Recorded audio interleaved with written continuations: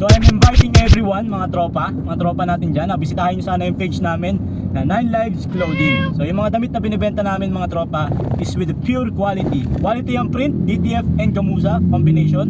Care of dun sa kasosyo ko na si Annalisa Perez. So shoutout kay Annalisa Perez. And then syempre yung damit na ginagamit natin is quality din, mga tropa. Bibili tayo, naghahanap tayo ng hindi basta-bastang damit. So ako, as personally, ako mismo namimili ng damit na gagamitin natin. For example, si customer gusto niya black na large. So ako, pupunta mismo ako sa store, maghahanap ako ng damit na sakto at the same time maganda yung quality. So hindi tayo bibili ng tag 60 pesos. Binibili ko yung medyo mataas yung presyo kasi seryoso tropa, real talk, kapag mas mahal yung presyo ng damit, mas maganda talaga yung quality. For example, bibili ako ng 200 pesos na damit versus dun sa 60 pesos na damit na mabibili natin sa online.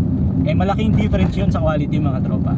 Kaya I assure you talaga, mga tropa, na walang complaint sa akin yung mga naging customer ko when it comes sa damit, at lalo na sa print. Dahil yung kasama ko sa paggawa ng damit ay napaka-meticuloso when it comes to printing, mga tropa. Ang ganda ng quality ng print namin. It's either DTF or Gamuza. So kayo mamimili kung anong trip nyo, mga tropa. See you lang, mga tropa. Sana mabisita nyo yung page namin na 9 Lives Clothing. Sana may mapili kayo. Pakarami na namin nagawang design, especially when it comes sa pusa, kasi mahilig talaga ako sa pusa. Kaya yung page natin is 9 Lives, dahil syempre ang pusa ay meron daw siyang nabuhay.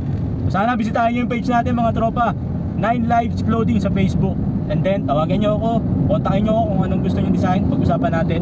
Lahat naman, di ba, na pag-uusapan yan. Syempre, mga tropa, yung presyo ng damit magdidepende rin yun sa design ninyo. Kung sobrang dami yung design, mas mataas yung magiging presyo ng damit natin. Pero kung limited na naman yung design, syempre same lang yun or fixed lang yun sa 500 pesos.